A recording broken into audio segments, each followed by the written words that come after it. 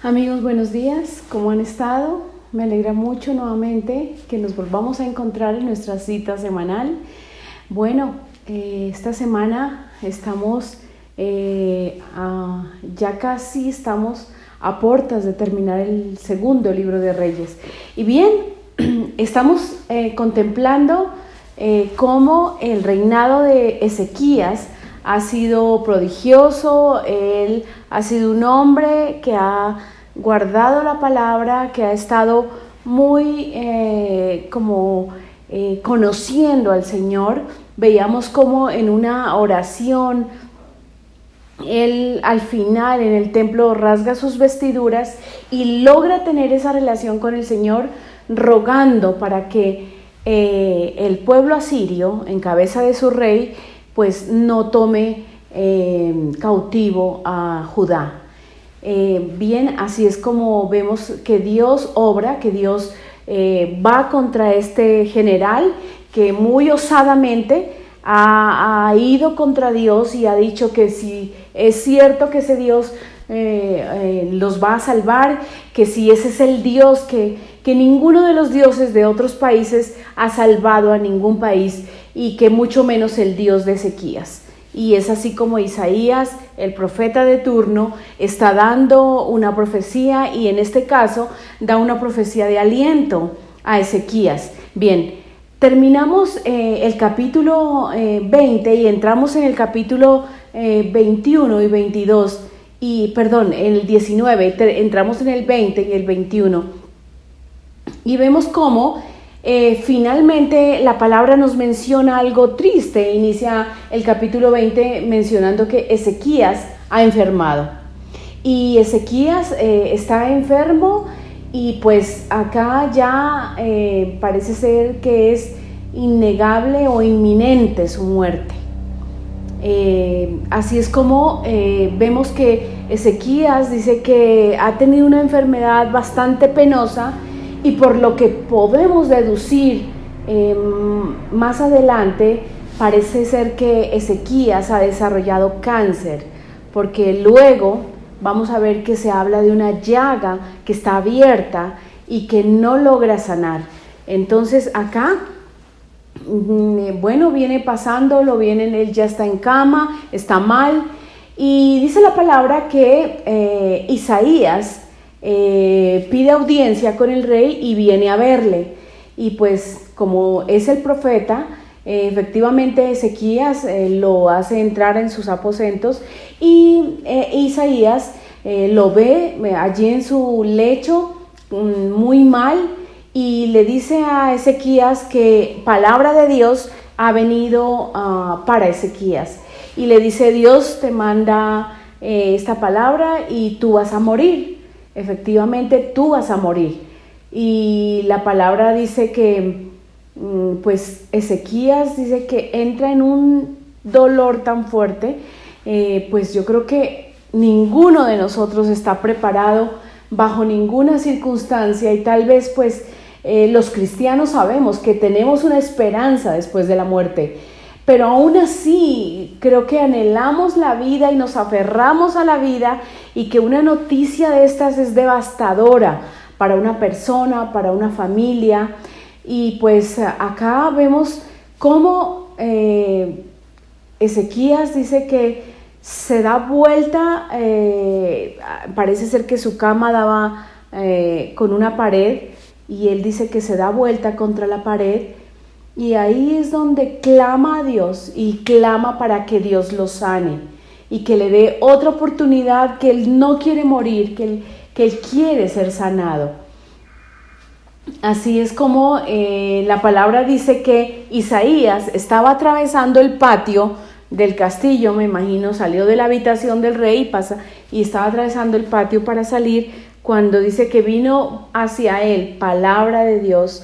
Y entonces Isaías se devuelve y nuevamente entra al aposento del rey y le dice: ha venido sobre mí palabra del Señor, y Dios te dice que te vas a sanar, que Dios te dice que te vas a recuperar de esta enfermedad, que te da otra oportunidad y que te da 15 años más. Bien, entonces pues Ezequías ya se pone feliz. También Isaías le dice a los encargados del rey y al mismo rey que le tienen que poner una masa o como una torta de higos en la herida abierta, por eso decimos, y algunos estudiosos han leído y han analizado que seguramente la enfermedad que Ezequías tenía era cáncer. Bien, así es como Ezequías se sana.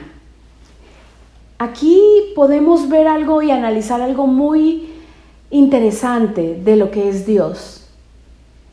Quiero decirte, tú que me escuchas allá atrás, tú que eres creyente de la palabra y tú que no eres creyente y que tal vez estás escuchando, también quiero decirte esto: todos tenemos una cita ineludible, y es que el fallo de muerte está dado contra todos nosotros. Todos vamos a morir. La palabra dice, porque está escrito para el hombre que muera una sola vez y después de esto, el juicio.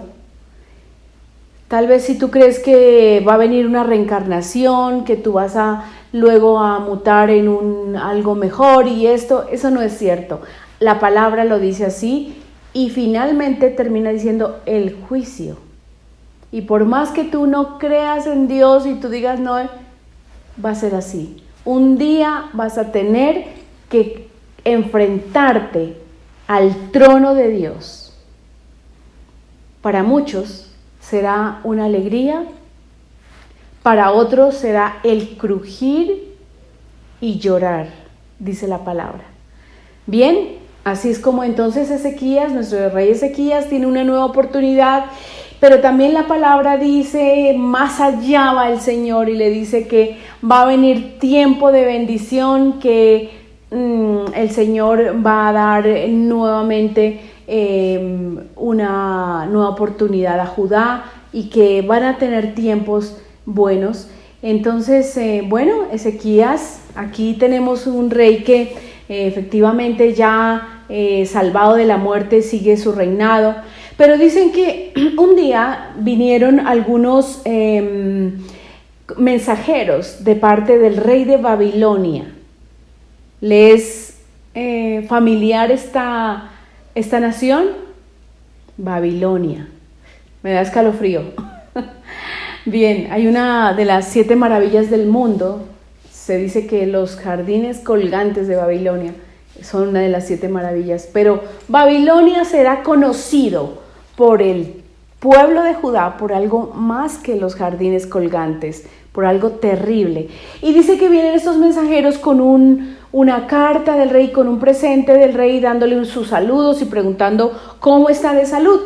Pues bien, Ezequías les abre las puertas de su castillo, más que recibirles y recibir el presente y dar las gracias.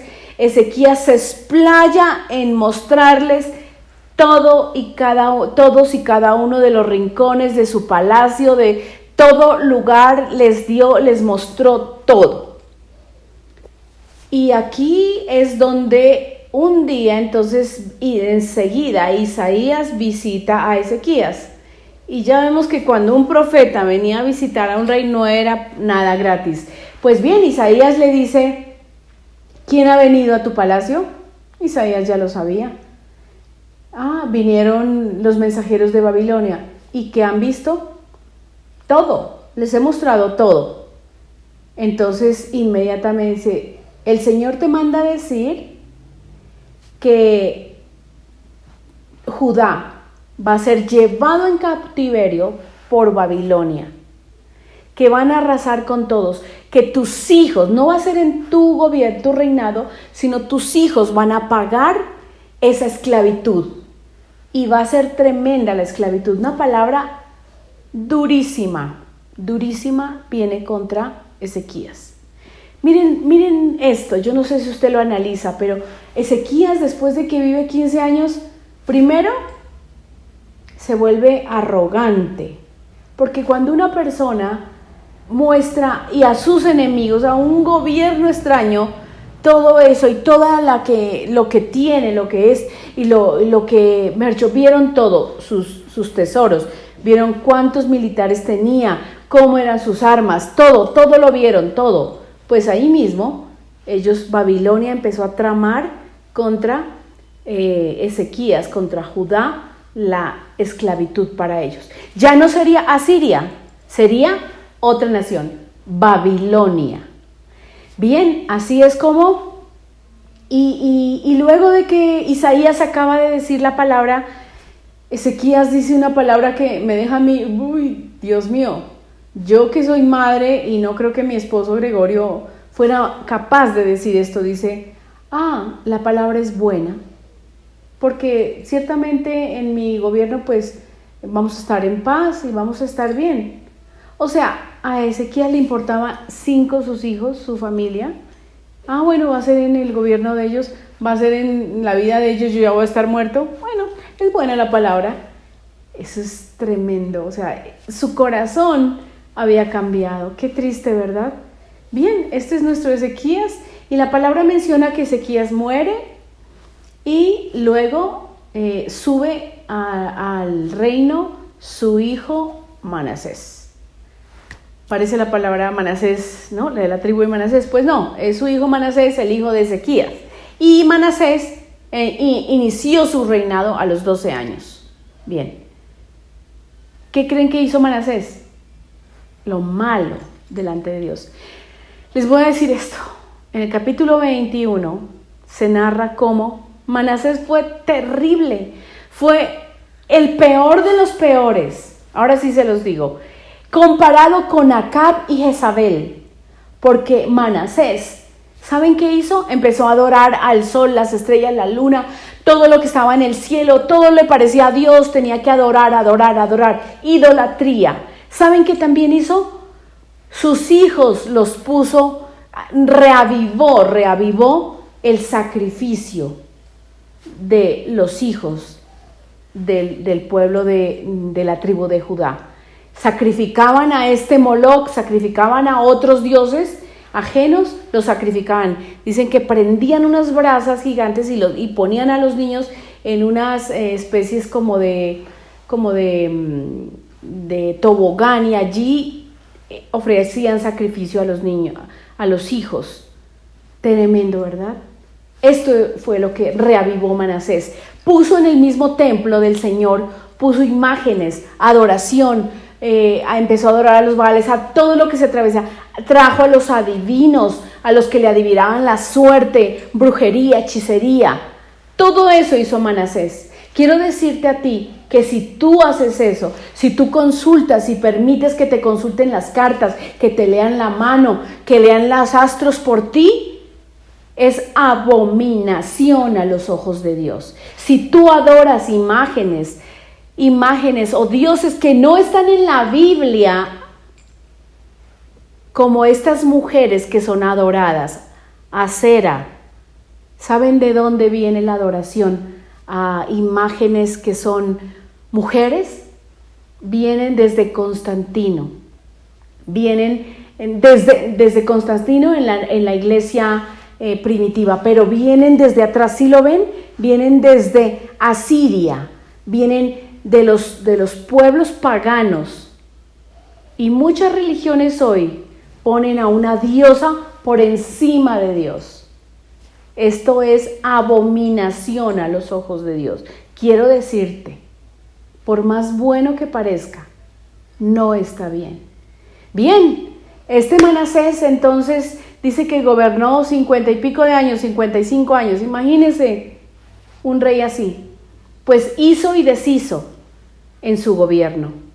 Destruyó el templo del Señor, montó todos sus dioses, hizo hasta para vender, digámoslo así. Y el Señor venía cumpliéndose la palabra. Y luego de que Manasés fallece, aquí vemos cómo viene su hijo Jotam. Y Jotam es otro que también hace lo malo ante los ojos del Señor, pero este es asesinado. Y bueno, esta es como la historia de lo que sucede con Ezequías, Manasés y su hijo Jotam. Entonces finalmente el capítulo 21 termina diciendo cómo Manasés, después de hacer todo lo que pudo hacer, comparado con Acab y Jezabel, también muere y nace su hijo Jotam, y él es el que va al frente. Miren cómo analicemos estos 15 años que Ezequías ha tenido de más, fueron no tanto para bien, muy mal. Se volvió arrogante, altivo, orgulloso, le importaba mostrar. ¿Cuánta gente hoy no quiere mostrar todo? Y también tuvo dentro, porque si analice que Manasés entró a gobernar a los 12 años, quiere decir que él nació después de que Ezequías es sanado. Luego vamos a ver que viene Jotam, y en el capítulo 22 ya ahí se vislumbra un rayo de luz que es Josías. No sé si le parece familiar el nombre, luego lo vamos a recordar. Pero miremos cómo muchas veces Dios está y establece los tiempos conforme a la perfecta voluntad de Él. Y a veces extender los tiempos no es nada bueno. Reflexiones las hemos venido haciendo. Está escrito, tenemos una cita al final de nuestros días. Está escrito el día y la hora.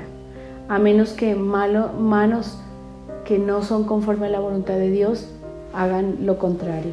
Pero todos, después de nuestra muerte, tenemos que enfrentarnos al trono de Dios. Y así hoy en día tú no lo creas, y tú estés en tu escritorio, en tu profesión, y muy bien y esto, pero un día te voy a decir esto, vas a tener que enfrentarte al trono de Dios. Y ahí sí vas a entender que Dios, ¿yo qué hice? También la sanidad que dio el Señor a Ezequías, ha sido por su libre voluntad, su libre albedrío, porque la misericordia de Dios se extiende sobre nosotros. Ezequías clamó al Señor para que le extendiera sus días, y Dios lo hizo. ¿Creen que el Señor no sabía lo que iba a pasar? Claro que sí. ¿Sabes? Dios tiene los tiempos perfectos, pero también Dios obra en misericordia. Y luego vamos a ver cómo la palabra que ha sido, ya vimos que la palabra que ha sido dada por Isaías se cumple con su hijo Manasés, un hombre terrible, terrible. Hoy en día está sucediendo algo igual. Claro que está sucediendo. Hoy en día a lo que es malo le llaman bueno, y a lo bueno malo.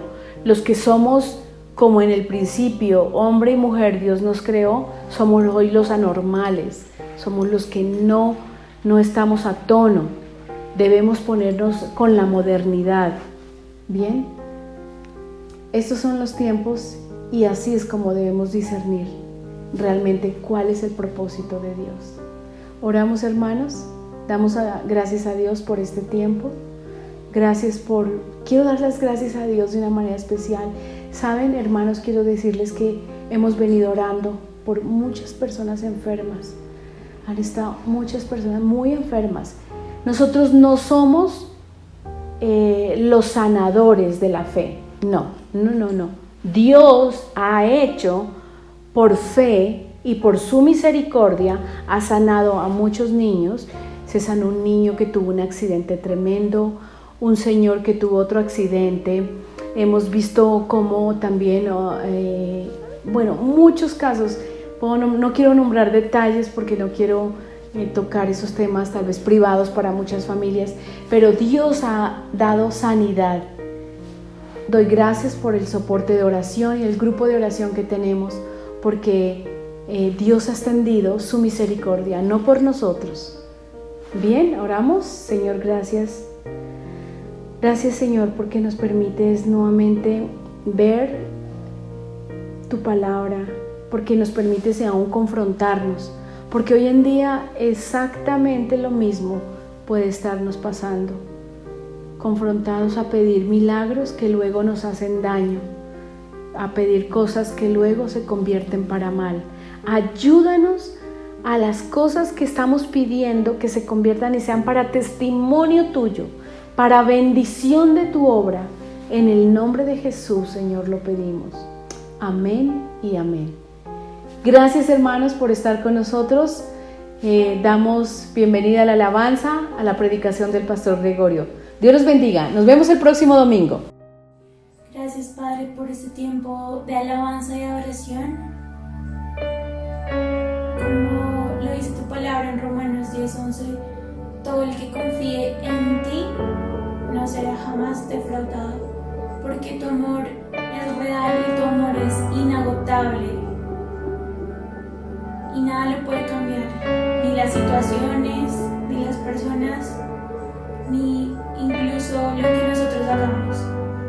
Muros rodean tu estoy, pensé que caerían hoy, mas nunca me has fallado, Dios.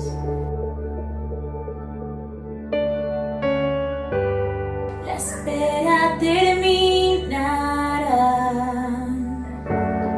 sé que has vencido ya, nunca me has fallado, Dios.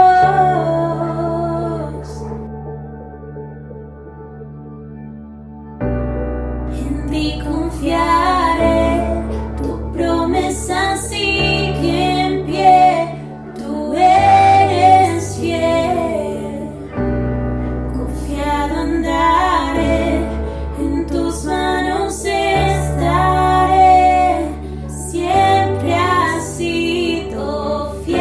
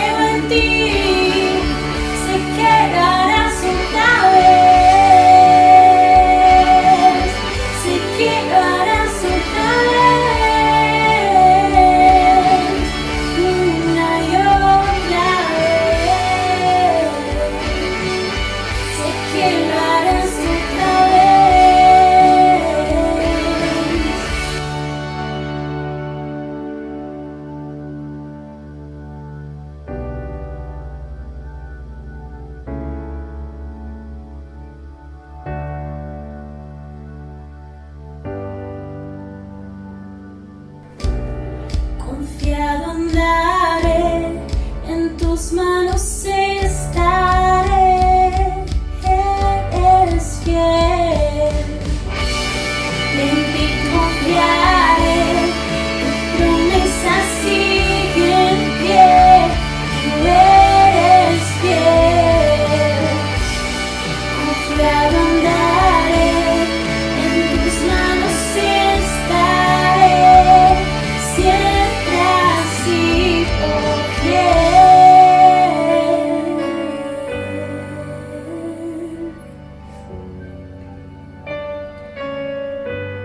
Gracias, Dios.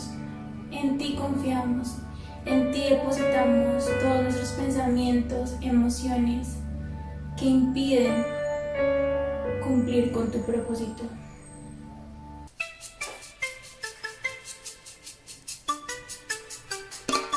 Malas noticias, escucho todo el día que la gente se alarma por rumores, pero no saben que hay un Dios que se ocupa de todas sus situaciones y saca el temor y perdona la culpa de sus errores. Oh, oh, oh, oh. Camino tranquilo, de miedo me río, confío en ti. No me temo a morir, elijo vivir, yo confío en ti. Es tu amor que quita el temor y sana mi dolor. Estás tan cerca, amo escuchar tu voz. Y es tu amor que quita el temor, sana mi dolor. Estás tan cerca, amo escuchar tu voz. Gracias, Señor, tú quitas mi temor. Revelaciones. El amor de Dios viaja por las calles tocando los corazones, buscando a quien se atreve a obedecer sus instrucciones. Oh, oh, oh, oh. Camino tranquilo, de miedo me río, confío en ti. No me temo a morir, elijo vivir, yo confío en ti. Es tu amor que quita el temor y sana mi dolor. Estás tan cerca, amo escuchar tu voz. Es tu amor que quita el temor, sana mi dolor. Estás tan cerca, amo escuchar tu voz.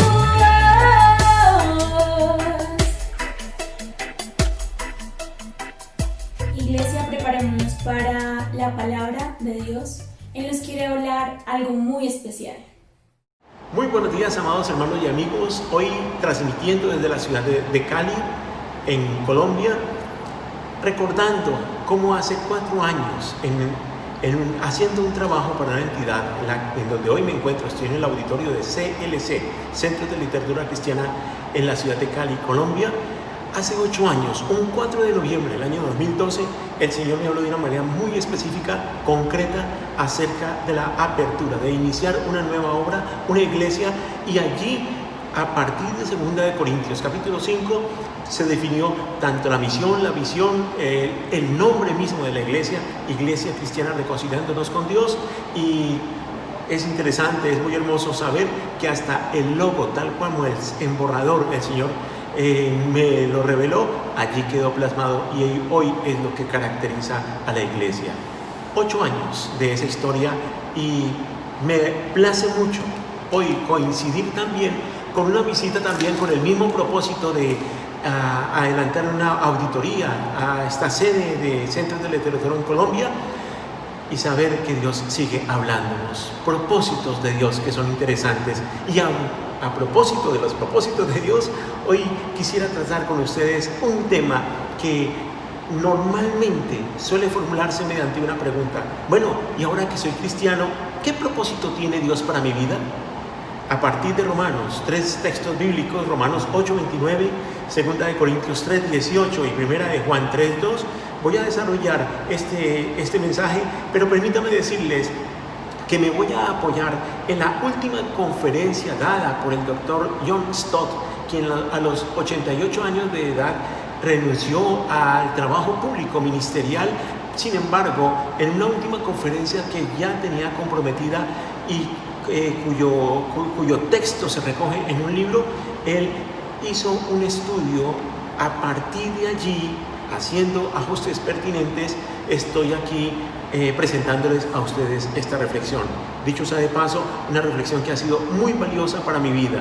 Allí, el doctor Stott a los asistentes a esta conferencia les dijo: ahora que soy cristiano, ¿qué propósito tiene Dios para mi vida? Y él decía: quiero compartir dónde encontró descanso en mi mente cuando estaba formulándose esta pregunta.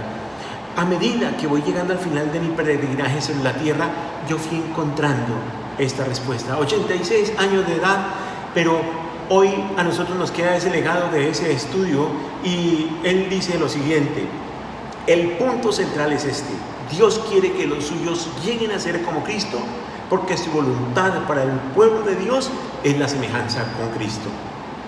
Muchos llegamos a los caminos del Señor y creemos que todo lo que recibimos es la salvación, pero el Señor Jesucristo dijo que nosotros tendríamos vida y vida en abundancia, no solo en el cielo, sino aquí en la tierra. El mensaje que el Señor tiene pues para nosotros en este día, pues espero que al finalizar juntos podamos comprender el propósito de Dios para nuestras vidas, pero no solo eso, sino cómo cumplir ese propósito. Y vamos a mirar estos aspectos. El primer aspecto dentro del propósito de Dios es que seamos semejantes a Cristo. Ese es el propósito de nuestro Padre, que seamos semejantes a Cristo. Aún en la iglesia, nosotros cuando estábamos elaborando, ya afinando la misión, una de las cosas que escribíamos era para glorificar a Dios. Claro, para glorificar a Dios, para amar al prójimo, para amar a Dios. Eso es parte de lo que nosotros tenemos como propósito. Pero aquí estamos tocando algo sustancialmente fundamental: la raíz, la base, el fundamento, el propósito de Dios para todo aquel que llega y cree en su Hijo Jesucristo es el que seamos semejantes a Cristo. Permítame leerle estos 3 versículos que nos van a hablar de ese propósito trazado en un pasado, en un presente y que apunta hacia un futuro. El primero está en Romanos 8, versículo 29, que dice así: desde el principio Dios ya sabía a quiénes iba a elegir y ya había decidido que fueran semejantes a su Hijo para que éste sea el Hijo mayor. Desde el principio, desde antes de la formación del mundo, Dios ya había decidido eso. Por eso aquí encontramos un propósito establecido por Dios desde el pasado. Pero ¿qué ocurrió? Si Él había decidido que fuéramos semejantes a su Hijo Jesús, encontramos que con la caída de Adán allí en el Edén, con la caída del pecado del hombre, se perdió esa imagen con la cual fue formado el hombre. Desde luego que no se perdió totalmente, pero esa imagen divina inicial con la cual se había creado el hombre se dislocó, se distorsionó, y Dios ha restaurado esa imagen a través de Cristo Jesús. Y el propósito que Él tiene entonces es que nosotros hoy seamos conformados, o sea, lleguemos a tener la imagen de Jesucristo, de aquel que nos llamó de las tinieblas a su luz admirables. ¿Eso qué significa? Que si el propósito de Dios es ese, nosotros debemos, y el propósito de Él entonces es que nosotros lleguemos a ser como Jesús. Eso es lo que significa, que seamos como Jesús, y el propósito eterno desde la predestinación de Dios es el de hacernos semejantes a Jesús. En segundo lugar, eso es en el principio. Veamos el segundo punto: un propósito establecido para el presente. Estoy en el primer numeral, que es que el propósito de Dios es que seamos semejantes a Cristo. Un propósito establecido para el pasado, un propósito establecido para el presente, y lo encontramos en la segunda carta a los Corintios, capítulo 3, versículo 18, que dice así: porque el Señor y el Espíritu son uno mismo, y donde está el Espíritu del Señor hay libertad. Y nosotros no tenemos ningún velo que nos cubra la cara. Somos como un espejo que refleja la grandeza del Señor quien cambia nuestra vida. Gracias a la acción de su Espíritu Santo en nosotros, cada vez nos parecemos más a Él. La transformación presente de nuestro ser por medio del Espíritu Santo nos muestra esta palabra del propósito eterno que desde el principio Dios estableció. Hoy en el presente la vivimos nosotros, y es el hacernos semejantes a Cristo, a su obra en la historia realizada por medio del Espíritu Santo para transformarnos a la imagen de Jesucristo. Y es la obra del Espíritu Santo la que se da en cada uno de nosotros. Por eso podríamos también hablar que es posible nosotros ser semejantes a Cristo. Que seamos semejantes a Cristo. ¿Esto cómo resulta posible? Bueno, como vemos en Romanos 8:29, el Señor es por medio de su Espíritu Santo que va transformando nuestro ser para que alcancemos la imagen, esa imagen que en el Edén fue distorsionada, esa imagen habiendo sido nosotros formados a imagen y semejanza del Señor, imagen distorsionada, ahora por la obra del Espíritu Santo de Dios en nosotros podemos cumplir ese propósito. Allí quiero hablarles, hacer referencia a cómo un hombre llamado William Temple ilustraba este concepto. Él recurría a Shakespeare y decía lo siguiente: no sirve de nada que me entreguen una obra como Hamlet o El Rey Lear y me digan que escriba una obra similar. Shakespeare podría hacerlo, pero yo no puedo. Tampoco sirve de nada mostrarme una vida como la que vivió Jesús y decirme que viva de esa manera. Jesús podía hacerlo, yo no puedo. Pero si pudiera venir el genio de Shakespeare y viviera dentro de mí, entonces yo podría escribir obras como las que escribió él. Y si viniera el Espíritu de Jesús a vivir en mí, entonces yo podría vivir como él vivió. El propósito de Dios es semejante, hacernos semejantes a Cristo, y la manera de hacerlo es llenándonos con su Espíritu Santo. Efesios al respecto dice, para que tenga usted una seguridad como creyente acerca de que tiene el Espíritu Santo de Dios, que dicho sea de paso, la Escritura también afirma que nosotros somos templo del Espíritu Santo. Es el lugar en donde habita, en usted y en mí como creyentes, habita el Espíritu Santo de Dios. ¿Y desde cuándo?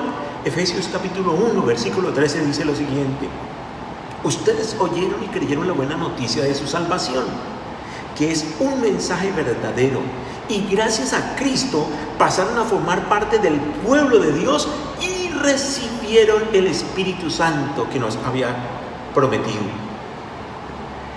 El fundamento principal es ese. Y tanto usted como yo estamos llamados a ser semejantes a Cristo en cualquiera de las roles y posiciones que estemos desempeñando. Usted no puede solo, yo no puedo solo, pero el Señor, desde el día en que nosotros creímos en Jesucristo y recibimos la salvación, desde ese mismo día a nosotros nos fue concedido el Espíritu Santo de Dios, y es por eso que nosotros, por la obra de Él dentro de nosotros, no por nuestras propias fuerzas, podemos llegar a adquirir la imagen de Jesús de Nazaret. Hemos hablado entonces desde una perspectiva de que seamos semejantes a Cristo, el propósito de nuestro Padre desde el principio. Hemos visto ahora con la segunda carta a los Corintios, capítulo 3, cómo es un trabajo que está efectuando el Señor en nosotros, en su vida y en la mía, por medio del Espíritu Santo para transformarnos a la imagen de Jesús. Hemos visto que es un propósito presente que se lleva a cabo por medio del Espíritu Santo de Dios. Pero también es importante que veamos a futuro, un propósito establecido por Dios para el futuro. La primera carta del apóstol Juan, en el capítulo 3, el versículo 2, dice así: queridos hermanos, nosotros ya somos hijos de Dios, y aunque todavía no sabemos cómo seremos en el futuro, sí sabemos que cuando Jesucristo aparezca otra vez, nos pareceremos a Él, seremos semejantes a Él, porque lo veremos como Él es en realidad. No sabemos, pero sí sabemos. No sabemos en detalle lo que seremos, pero sabemos que seremos como Cristo. Y en realidad no necesitamos saber más. Estamos satisfechos con la gloriosa verdad de que estaremos con Cristo y seremos como Él es. Tenemos entonces, en este primer punto, 3 perspectivas: pasado, presente y futuro, todas las cuales apuntan a la misma dirección, el propósito eterno de Dios. Fuimos predestinados, el propósito histórico de Dios. Estamos siendo transformados por el Espíritu Santo de Dios y el propósito final de Dios. Seremos como Él es. En conjunto, estas 3 perspectivas apuntan a la misma meta de la semejanza con Cristo, porque la semejanza con Cristo es el propósito de Dios para su pueblo. Ser semejantes implica vivir entonces como Él vivió. Si soy semejante a alguien, eso es lo que implica vivir como Él vivió. Recordemos que en el Edén el Señor dijo: hagamos, en donde ya estaba el Padre, el Hijo y el Espíritu Santo, al hombre a nuestra imagen, conforme a nuestra semejanza. Semejanza que fue distorsionada, pero vemos acá que desde el pasado, presente y futuro, el Señor ha venido con ese propósito y lo va a cumplir en usted y lo va a cumplir en mí. Por eso, ser semejantes implica vivir como Él vivió, ser como Él es. Primera de Juan, capítulo 2, versículo 6 dice: el que afirma que permanece en Él, en Jesús, debe vivir como Él vivió. En segundo lugar, que seamos semejantes a Cristo en nuestra manera de vivir. Mire, y aquí vamos a ver la práctica, cómo Jesús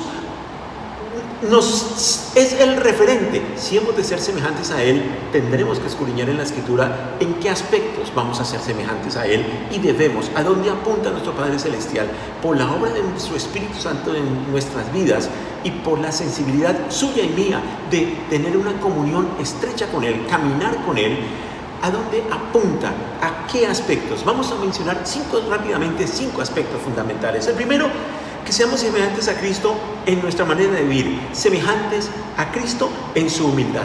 Filipenses 2, 5, 8, hablando del momento en que Jesucristo, estando en el cielo, se encarna como humano y se hace como usted y como mí, un ser humano. Mire lo que nos dice la Escritura que ocurrió. Tengan la manera, dice el apóstol Pablo allí a los filipenses, tengan la misma manera de pensar que tuvo Jesucristo, la misma actitud, el mismo sentir. Aunque Cristo siempre fue igual a Dios, no insistía en esa igualdad. Al contrario, renunció a esa igualdad y se hizo igual a nosotros, haciéndose esclavo de todos, siervo de todos. Como hombre, se humilló a sí mismo y obedeció a Dios hasta la muerte, y muerte de cruz. Semejantes a Cristo en su humildad. Desde su encarnación, Cristo manifestó esa actitud humilde y esa misma actitud se espera de usted y de mí. Es usted un cristiano que está creciendo, madurando espiritualmente, a quien el Señor está formando espiritualmente, y usted puede evaluar eso. Permítame decirle que en este primer punto, una de las características que le debe distinguir es la humildad. La segunda parte, el segundo aspecto es semejantes a Cristo en su actitud de servicio.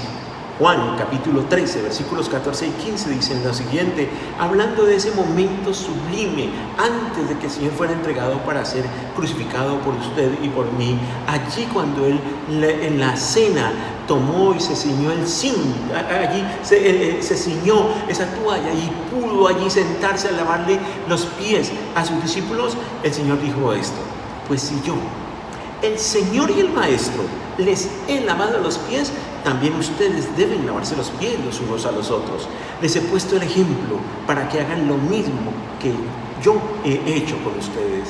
No es que sea cuestionable el que se tome literalmente esta palabra y en algunas ocasiones en la celebración de la cena algunos adopten esta posición. También en algunas celebraciones matrimoniales se adopta esto, que se toma como una ilustración en donde el hombre se compromete a servir a la mujer y como una manifestación de amor y la mujer al hombre, pero no debe quedar allí en una simple metáfora que es visible para terceros, sino que eso se debe llevar a hechos concretos. Así como Jesús realizó lo que en su cultura era el trabajo para un esclavo, nosotros también estamos llamados y debemos estar dispuestos a realizar en nuestro contexto cultural cualquier tarea y a no considerarla servil y degradante. Y permítame decirle que ya estos dos aspectos primeramente los deberíamos estar viviendo aquellos que estamos casados con nuestro cónyuge, con nuestros hijos, con nuestros padres, en nuestro entorno inmediato y desde luego todo el demás entorno que nos cobija. Eso también implica humildad. En tercer lugar, semejantes a Cristo en su amor.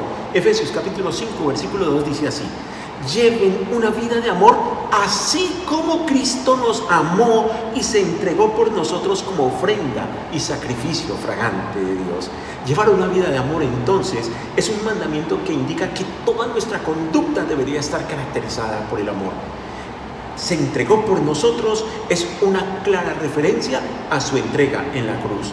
Aquí Pablo, a través de la carta que envía a los Efesios, inspirado por el Espíritu Santo, nos está comprometiendo a ser como Cristo en su muerte.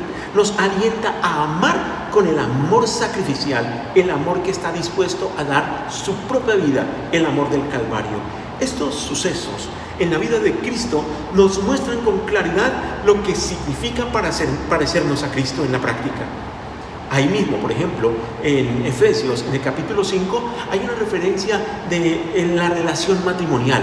Allí en el versículo 25 del capítulo 5 es un mandato específico en donde a los esposos se nos manda a amar a nuestras esposas tal como Cristo amó a la iglesia, que está dispuesto a servirle, a cuidarla, a proveerle, a protegerla, a contribuir a su formación, a dejarla que crezca en su desarrollo como persona, como ser humano, a brindar toda la ayuda que se requiera, no a dominar, a someter, a apabullar o a abandonar, como en algunas cosas. Cristo dio su vida por la iglesia.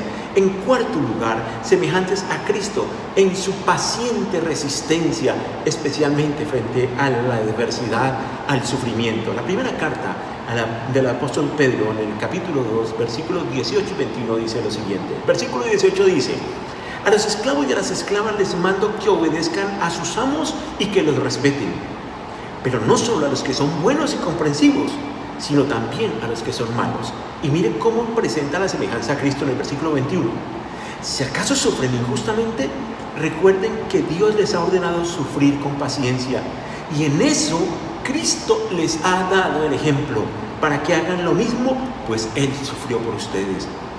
Este llamado a la semejanza de Cristo cuando sufrimos injustamente puede ser cada vez de mayor relevancia, especialmente en la medida en que en la actualidad está aumentando de una manera soterrada, la persecución hacia el pueblo cristiano en muchos contextos culturales.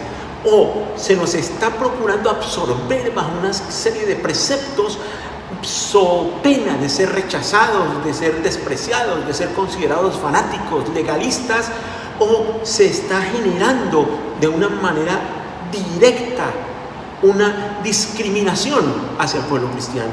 Y sí que cobra relevancia al ser semejantes a Cristo en su paciente resistencia. Y en quinto lugar, ser semejantes a Cristo en su visión. Juan capítulo 17, versículo 18, dice así: el Señor estaba orando por sus discípulos, y en esa oración, es interesante esa oración tan especial, que no fue incluso por el mundo entero, sino por sus discípulos, por aquellos como usted y como yo, que somos seguidores del Señor y llamados a ser semejantes a Él como el propósito fundamental de Dios para nuestras vidas. Dice así: como tú me enviaste al mundo, yo los envío también al mundo.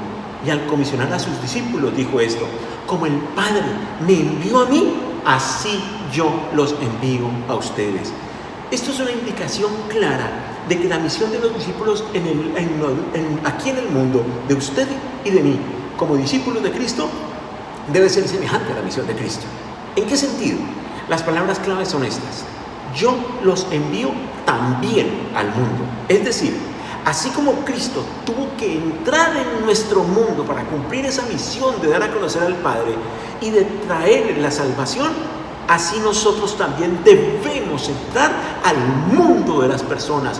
No podemos ni debemos atrincherarnos, sino que aún sometidos a todo tipo de vejámenes, lo que sea, cualquier tipo de presiones, usted y yo, si usted quiere ser semejante a Cristo, si yo lo quiero ser, debo cumplir la misión como Él la cumplió. ¿Por qué ocurre con frecuencia entonces que nuestros esfuerzos de evangelismo sucumben en el fracaso?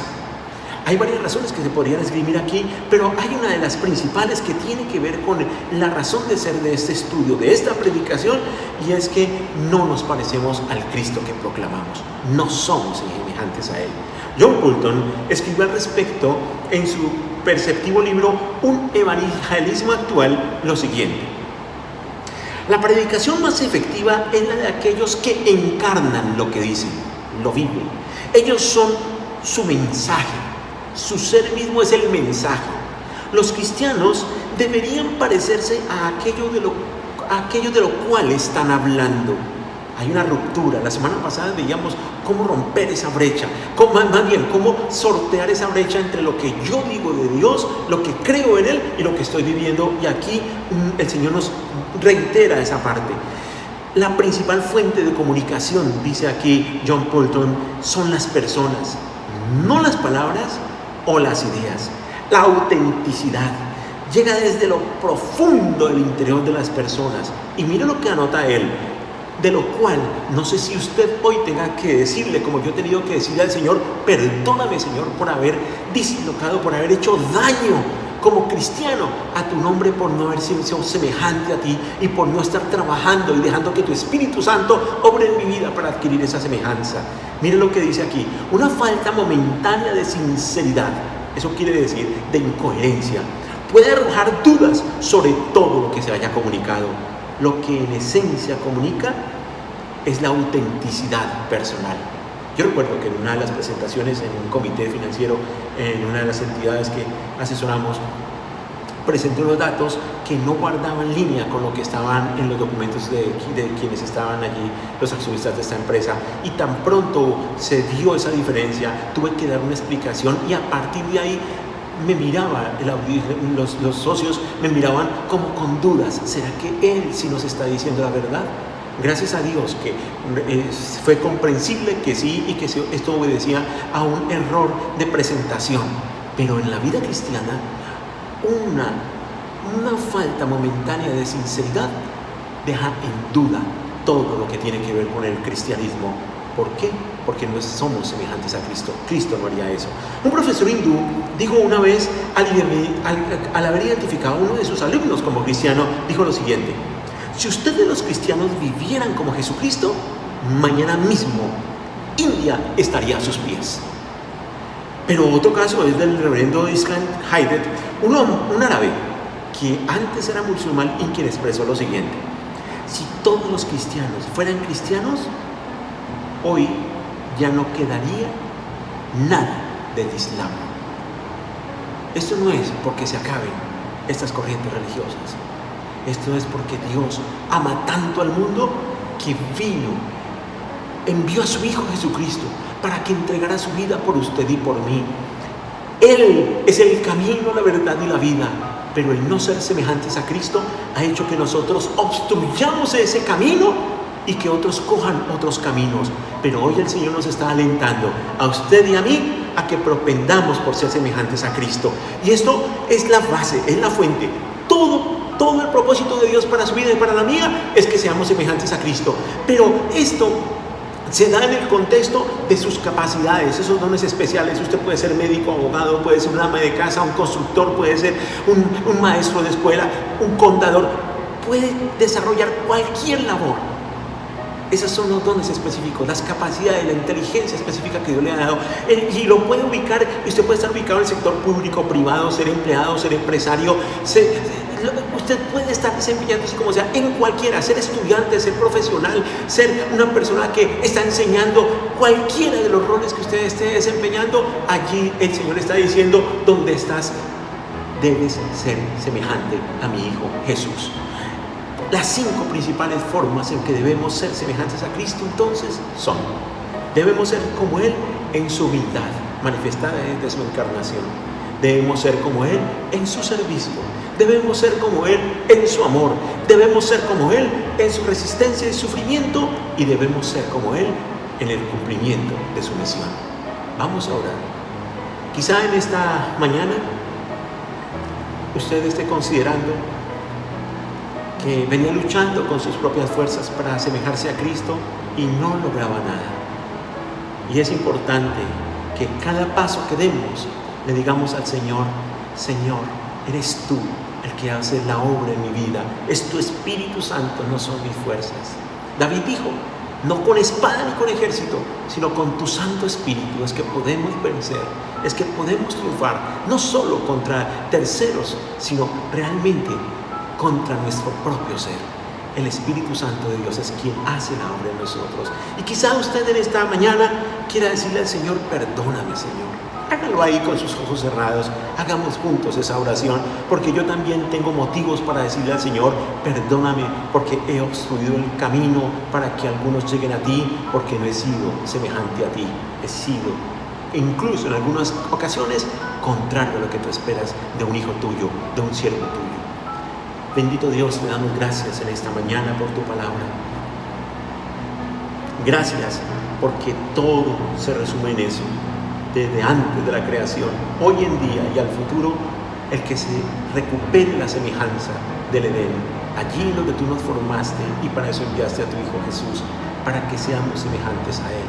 Hoy te pedimos perdón por la manera en que hemos distorsionado y no hemos permitido que tu Espíritu Santo haga esa obra en nosotros, y hemos cedido nuestro propio ser a hacer las cosas a nuestra manera, y hemos atravesado piedras en el camino, incluso para que otros lleguen al conocimiento tuyo. Perdónanos, Señor. Perdónanos porque no hemos crecido a esta altura como deberíamos estar, a una estatura más semejante a la de tu Hijo Jesús, a una imagen más semejante a la de Él. Perdónanos, Señor. Y hoy te damos gracias por esta palabra y nos comprometemos, Señor, a seguir en una relación estrecha contigo y a profundizarla aún más, a conocer más de tu palabra para saber cómo es esa imagen de tu Hijo Jesús, y seguir dejando que tu Espíritu Santo trabaje en mí, a tener esa certeza, esa confianza, así como tuve fe para creer que tu Hijo Jesús vino aquí a dar su vida por mí y es quien me da la vida eterna, así como he tenido fe de que tú eres el creador de todo lo que hay y que tú me amas, Asimismo, hoy proclamo, tengo fe en que tu Espíritu Santo, como lo dice tu palabra, porque lo has dicho tú, está dentro de mí y quiere hacer esa obra maravillosa en mi vida. Espíritu Santo, haz de mí un hombre, una mujer semejante a Cristo. Amén. Dios les bendiga, mis hermanos. Próximo domingo nos vemos. Hasta pronto.